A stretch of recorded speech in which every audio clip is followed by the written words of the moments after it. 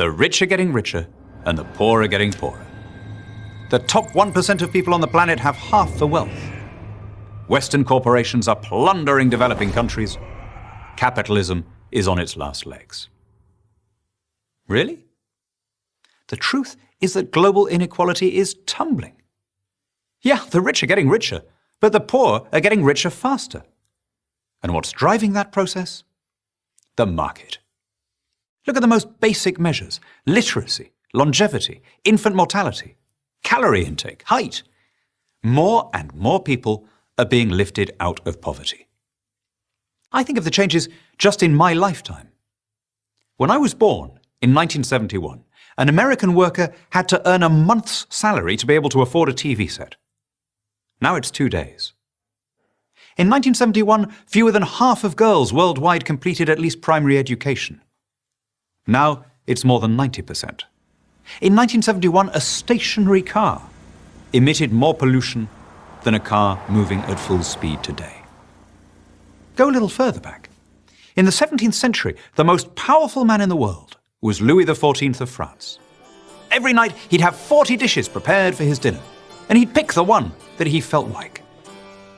But think about it.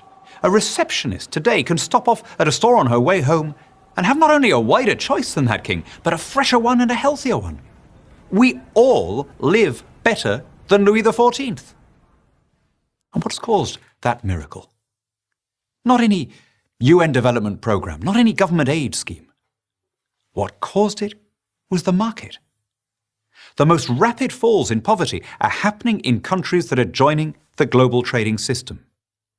Compare growth rates in free trading Colombia and protectionist Venezuela, or in free trading Vietnam and protectionist Laos, or in free trading Bangladesh and protectionist Pakistan.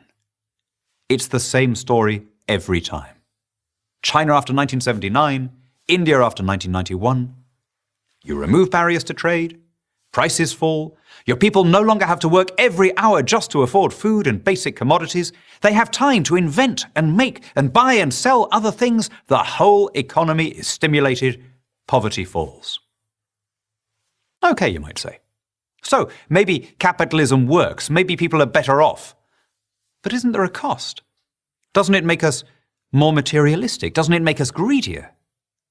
Well, if by greed you mean a desire for material wealth, that's part of the human condition.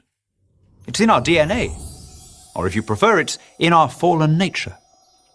Under any system, socialism, communism, fascism, absolute monarchy, theocracy, people want more stuff.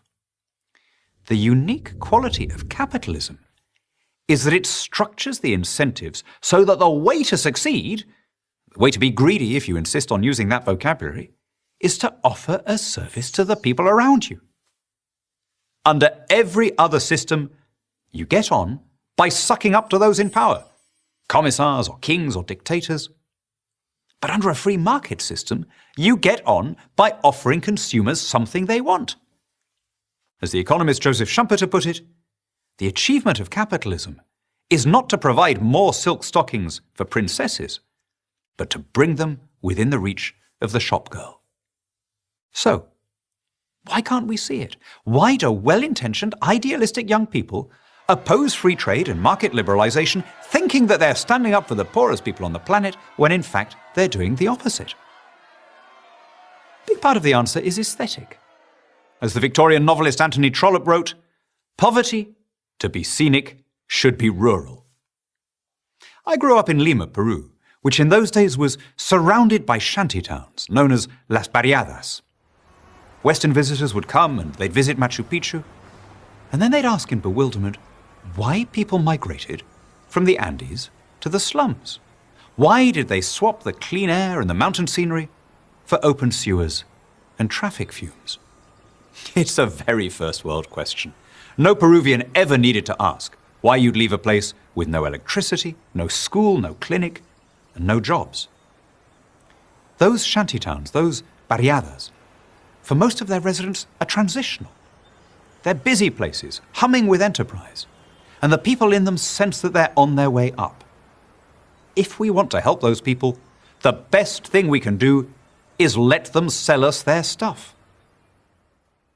capitalism has achieved things which earlier ages ascribed to gods and magicians. It's abolishing hunger and disease and want. It's led to an unprecedented enrichment that is the central fact of your life. The fact that you're watching this video is enough to tell me that. Now, let it work its magic in the rest of the world.